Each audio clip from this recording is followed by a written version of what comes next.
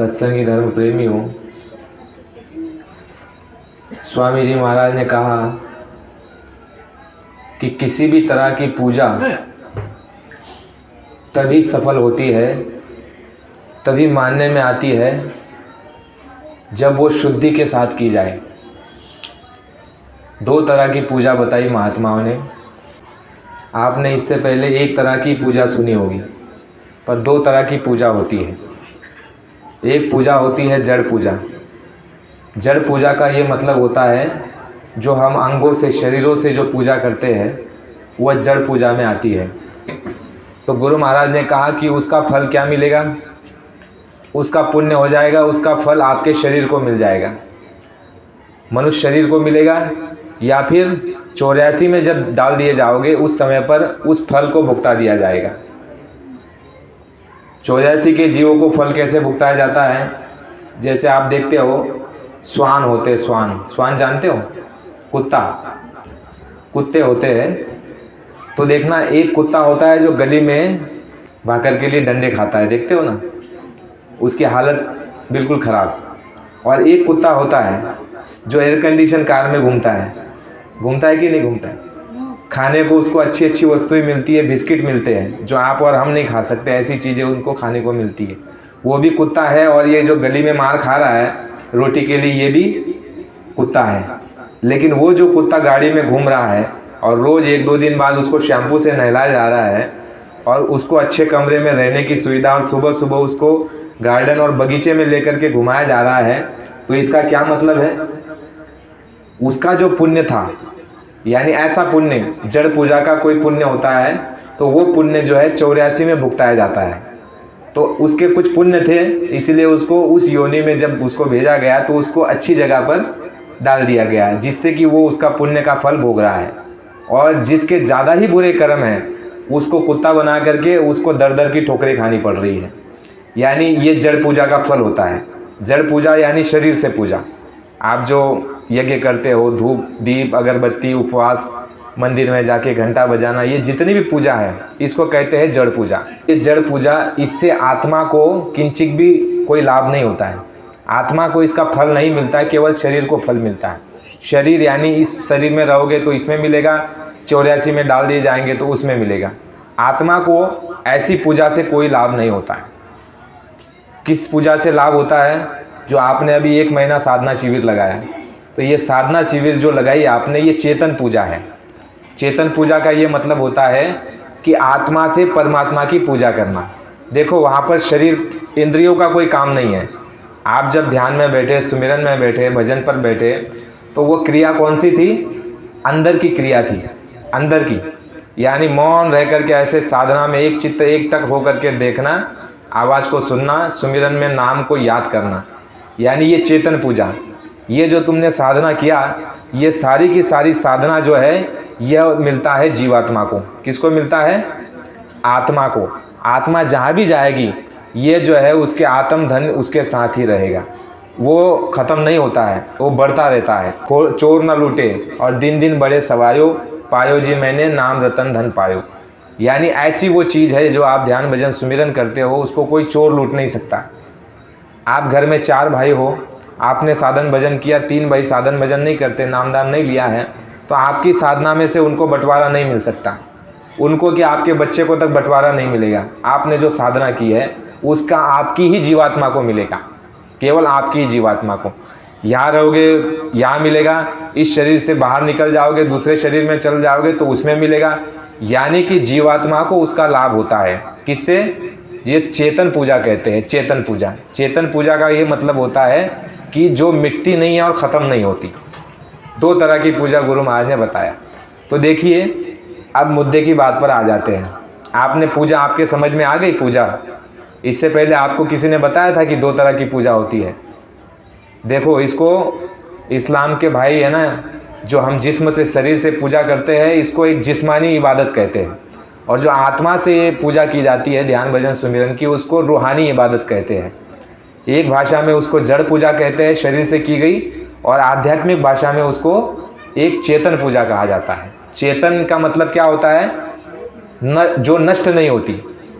और नष्ट कौन नहीं होता? एक जीवात्मा और एक परमात्मा, ये नष्ट नहीं होते। और जो तुमने साधना में कमाया है वो तुम्हारी आत्मा की पूंजी, वो नष्ट नहीं होगी, वो तुम्हारे आत्मा के साथ ही रहेगी, चाहे तुम जहाँ भी चले जाओ वो तुम्हारे साथ रहेगी। उसमें कोई बंटवारा नहीं कर सकता, कोई चोर उसको लूट नहीं सकता और किसी प्रकार की उसमें कमी नहीं आ सकती। तो देखो, दोनों भी पूजा करने के लिए महात्माओं ने क्या बताया कि जमीन शुद्ध चाहिए। क्या शुद्ध चाहिए? जमीन। अभी देखिए, जैसे ये आपने मंदिर बनवाया, ये मंदिर बनाया है तो यहाँ इसकी पहले शुद्धि की गई है। आप जब जमीन के जो खड्डे खोदते हैं ना, उस समय शुद्धि की जाती है।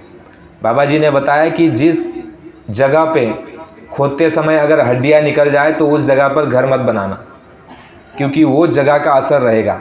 मान लो जिस आपने प्लॉट लिया है, वो प्लॉट की खुदाई कर रहे हो पाया डालने के लिए, और मान लो वहाँ से हड्डियाँ निकल गई और आपने वहाँ घर बना लिया, तो आपके घर में कभी सुख शांति नहीं रहेगी, क्योंकि ज़मीन का असर होता है। गुरु महाराज ने कहा कि भूमि का असर होता है, अन्न का असर होता है, संगत का असर होता है, ये सारे अपने गुणधर्म होते हैं। तो जिस भूमि पे अगर हड्डियाँ यानी दफनाया हुआ है किसी भूमि पर, और वहाँ पर अगर तुम मकान बना लोगे तो लाख कमा के लाओ, लेकिन सुख शांति मिलने वाली नहीं है। गुरु महाराज ने कहा ऐसी जगह पर तुम घर मत बनाना। और हड्डियाँ नहीं निकली, आपने खोदा, सब ठीक ठाक है, फिर भी उसकी जो है भूमि की शोधन के लिए, उसकी शुद्धि के लिए वहाँ पर कलश लगाया जाता है। कलश रखते हो ना, नारियल रखते हैं, कलश रखते हैं, देवी देवता का फोटो रखते हैं, और उसकी जो है मंत्र द्वारा अभिमंत्रित करके उस भूमि को जो है पवित्र किया जाता है। उसके बाद वहाँ पर मकान बनाया जाता है, या फिर मंदिर बनाया जाता है, मस्जिद बनाया जाता है। और उसके बाद जो है उसमें कितनी साफ़ सुथरी तरह से उसको रखते हैं, मंदिर हो चाहे घर हो, शुद्धि। यानी जैसे आप यहाँ पर यज्ञ करने वाले हो तो उस यज्ञ के पहले उस जगह पर शुद्धि होती है, गोबर से उसको पहले लीप दिया जाता है, उसकी शुद्धि होती है, उसके बाद ही वहाँ पर पूजा होती है, तो वो पूजा स्वीकार होती है। लेकिन कौन सी पूजा स्वीकार नहीं होती? गरुड़ पुराण में लिखा गया है कि जो मनुष्य मांस खाता है, ध्यान से सुनना, जो मनुष्य मांस खाता है वो जितनी भी पूजा करेगा उसकी पूजा स्वीकार नहीं होगी। ये आपके गरुड़ पुराण में लिखा है, जो हमारे धर्मशास्त्रों में 18 पुराण है, उसमें से एक जगह ये लिखा गया है कि जो व्यक्ति मांस खाता है वो कितनी भी पूजा करेगा उसकी पूजा कबूल होने वाली। समझ में आई बात? मांसाहारी लोगों की पूजा स्वीकार नहीं होती। उसका कारण क्या है कि उनका जो ये जिस्म है, ये जो शरीर है, ये अशुद्ध है। क्या है? अशुद्ध। गुरु महाराज ने कहा अशुद्ध आहार से मुक्त हो जाओ, शुद्ध शाकाहारी बनो। और अशुद्ध आहार खाने वालों का शरीर कैसा हो गया? अशुद्ध। और अशुद्ध शरीर के साथ जब वो इन शरीर के साथ, इंद्रियों के साथ जब पूजा इबादत करेंगे तो उनको किसी प्रकार का कोई लाभ होने वाला नहीं है। उसके लिए शुद्धि करनी पड़ेगी। तो शुद्धि कौन सी बताई महात्माओं ने? कि संतों के पास जाकर के जो तुमने मांस खाया, शराब पी, उसका तो पहले तुम माफ़ी कर लो, उनसे माफ़ी कर लो, और इसकी शुद्धि सफाई के लिए शाकाहारी जीवन बिताओ। उसके बाद जो भी पूजा करोगे, देखो, जो भी पूजा करोगे वो तुम्हारी पूजा कबूल होगी इसके शुद्धि के बाद। ये अगर अशुद्ध रहेगा तो पूजा किसी तरह की कोई कबूल होने वाली नहीं है। ना जड़ पूजा, बाहर की जो पूजा कर रहे हो, ना ही आत्म पूजा, दोनों प्रकार की कोई पूजा कबूल होने वाली नहीं है। इसलिए महात्माओं ने जो है शुरू में ये शिक्षा दी सभी लोगों को कि तुमको शाकाहारी होना अति आवश्यक और ज़रूरी है। क्योंकि गुरु महाराज ने कहा कि कोई आदमी, इंसान, पशु पक्षी मर जाता है तो वो मुर्दा हो जाता है, और मुर्दे का स्थान होता है शमशान घाट। उसको शमशान घाट ले जा करके दफना दिया जाता है, उसको जला दिया जाता है, उसको घर में नहीं रखा जाता। घर में रखता है कोई? नहीं रखता है। तो जब घर में वो वस्तु को नहीं रखा जा सकता तो आपने उसको पेट में कैसे रख लिया?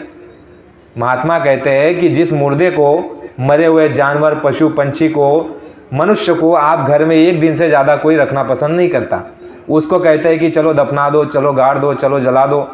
लेकिन उसी मुर्दे को अगर आदमी कोई अपने पेट में रख ले तो वह हो जाता है अशुद्ध। और अशुद्ध आहार करने से देखो कितना कितना नुकसान होता है। तुम लाखों रुपया खर्च करके होम करते हो, यज्ञ करते हो, तीर्थ में जाते हो और मूर्त को पूजते हो, और जो गंगा स्नान करने के लिए जाते हो, कितना पैसा खर्चा करते हो, लेकिन कोई लाभ हुआ?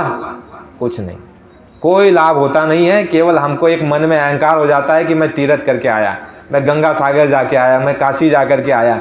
लेकिन धर्मशास्त्र ये कह रहे हैं, महात्मा ये कह रहे हैं कि तुम्हारी पूजा, इबादत, तीर्थ और व्रत और यात्रा किसी भी कोई काम की नहीं रही। इसीलिए बाबा जी ने कहा है कि तुम शुद्ध शाकाहारी रहना। शुद्ध शाकाहारी रह करके जो भी पूजा करोगे वो कबूल होगी, और शुद्ध शाकाहारी रहने से तुम्हारे जो कर्म होंगे वो शाकाहारी कर्म होंगे। शाकाहारी कर्म क्या? जिसमें ये पहचान होती है माँ बहन की पहचान, अच्छे बुरे की पहचान, पाप पुण्य की पहचान।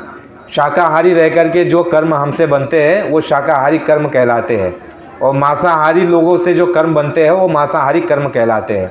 और मांसाहारी कर्म के बदौलत उसके फल स्वरूप नरक और 84 का रास्ता है। और शाकाहारी कर्म अगर करोगे तो उससे क्या है, मनुष्य शरीर मिलेगा, और अच्छे कर्म रहे, पुण्य कर्म रहे तो स्वर्ग और वैकुंठ मिल जाएगा शुभ कर्मों से। और अगर स्वर्ग और वैकुंठ और नरक और 84 दोनों को अगर काट देना है तो बीच के रास्ते से अगर निकलना है, मुक्ति मोक्ष का रास्ता जिसने महात्मा ने कहा, उसके लिए महात्माओं से रास्ता ले लो। जो महात्मा पार हो चुके हैं उनसे रास्ता लेकर के ध्यान भजन सुमिरन करो, तो ना स्वर्ग में भेजा जाएगा ना ही नरकों में भेजा जाएगा। हमेशा के लिए उस जीव का छुटकारा हो जाएगा, यानी वो स्वयं जो है मालिक और परमात्मा का रूप हो जाएगा। तो स्वामी जी महाराज ने ये बात बताई, इतना ही हम आज समझते हैं। शाकाहारी कर्म करने के लिए, सुख समृद्धि पाने के लिए, मनुष्य शरीर पाने के लिए गुरु महाराज ने कहा कि तुमको शाकाहारी होना पड़ेगा, तब जाकर के तुम्हारे शाकाहारी कर्म बनेंगे। और शाकाहारी रहने से तुम्हारी जितनी भी पूजा है, जितने भी प्रकार की, वो सभी जो है मान्य हो जाएगी। मांसाहारी रहने से पूजा मान्य नहीं होगी, और जो कर्म करोगे वो अधोगति में जाने के कर्म होंगे, और वहाँ तुम्हारा कोई छुटकारा होने वाला नहीं है।